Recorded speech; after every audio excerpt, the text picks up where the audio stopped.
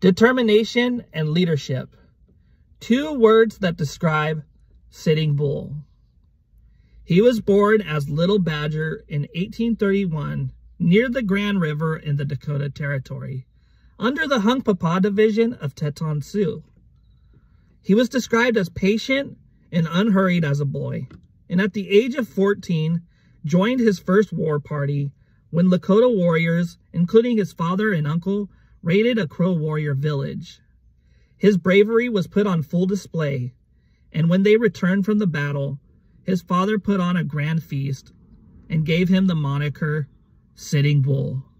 Stay tuned tomorrow for part 2 of Sitting Bull.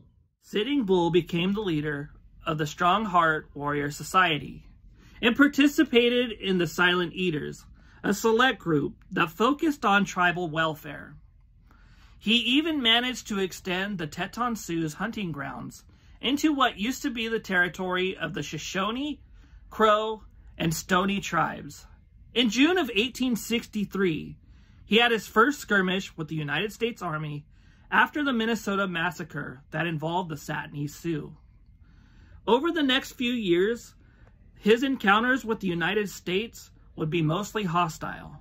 And this has been part 2 of the story of Sitting Bull. Stay tuned for part 3. 1867, Sitting Bull became the leader of the entire Sioux Nation and negotiated peace with the United States by signing the Second Treaty of Fort Laramie.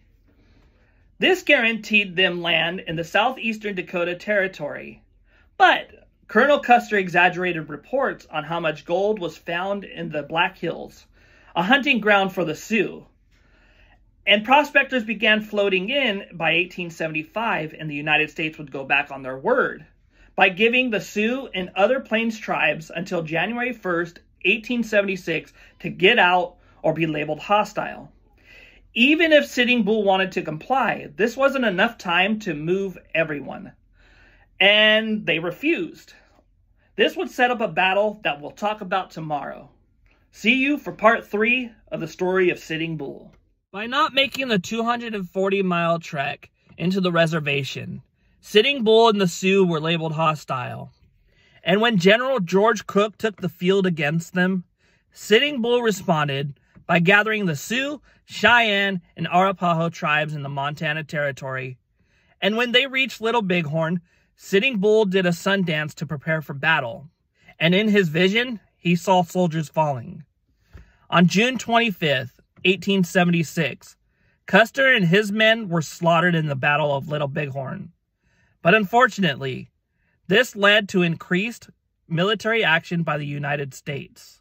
Stay tuned for part 4 of the story of Sitting Bull. Despite winning many battles, Sitting Bull and his people could not win the war.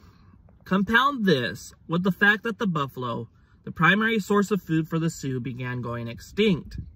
Many of his people began to surrender. This led Sitting Bull and the remaining followers to flee to Canada in 1877, where the Canadian government said they were not responsible for feeding people whose reservation was south of the border. And after 4 years of famine, Sitting Bull surrendered. Stay tuned for the final part of the story of Sitting Bull. Following his surrender, Sitting Bull lived in the Standing Rock Agency, where he opposed the sale of tribal lands. He then joined Buffalo Bill's Wild West show and gained international fame in 1885. 4 years later, the Ghost Dance religious movement was spreading. It prophesied that a native messiah would rid the land of Americans and restore the lands to the natives.